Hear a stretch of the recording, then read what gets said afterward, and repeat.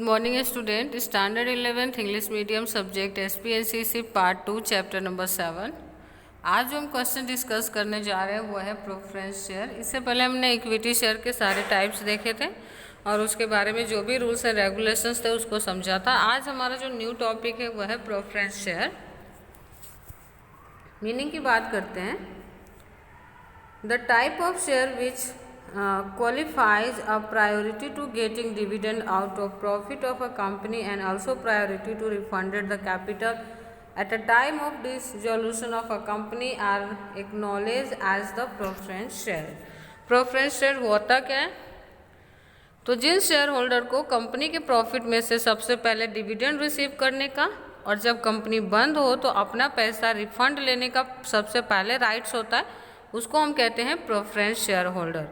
इस तरह के शेयर होल्डर्स का जो पैसे होते हैं वो फिक्स होता है, उनको ज़्यादा रिस्क उठाने की ज़रूरत नहीं पड़ती है क्योंकि इनका डिविडेंड फिक्स होता है। इसलिए कंपनी जो भी प्रॉफिट अर्न करती है उसमें से पहले इनको डिविडेंड मिल जाता है।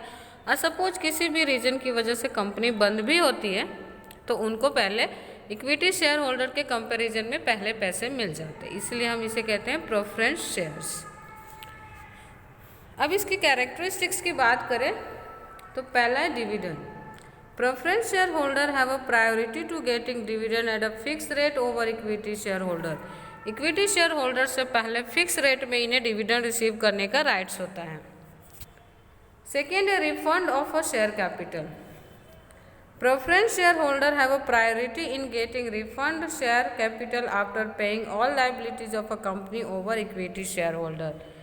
कंपनी अगर बंद होती है किसी भी सिचुएशन में, किसी भी सरकमस्टांसेस में कंपनी को बंद करने की ज़रूरत हो रही है तो उस सिचुएशन में सारे लायबिलिटी पूरा करने के बाद जो भी पैसे बचते हैं उसमें से प्रेफरेंस शेयर होल्डर को सबसे पैसे पहले मिल जाते हैं। बाद में अगर कुछ बचता है तो इक्विटी शेयर होल्डर को मिलता है।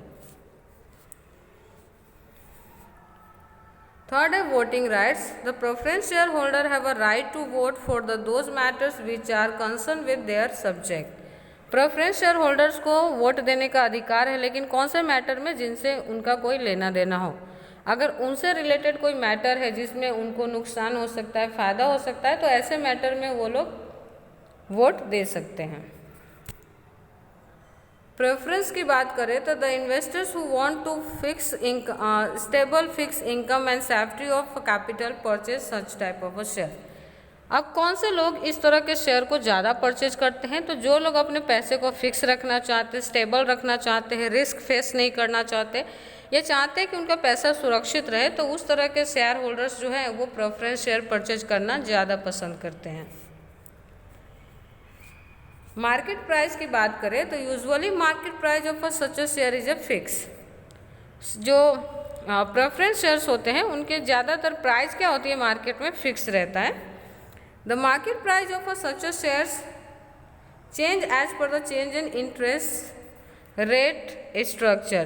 प्रेफरेंस शेयर की वैल्यू कब चेंज होगी, शेयर्स की कीमत में कब बदलाव होंगे? तो जब इंटरेस्ट रेट में अगर बदलाव होता है तो आपको कहीं देखने को मिलेगा कि प्रेफरेंस शेयर्स की जो वैल्यू है वो भी चेंज हो गई है, उसके भी प्राइस में चेंजेस देखने को आपको मिल सकता है, लेकिन ज़्यादातर क्या होता है कि फिक्स ही रहता है।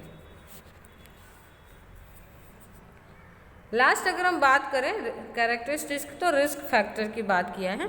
In the such a share priority of dividend and refund of share capital over equity share holder make less risk factor.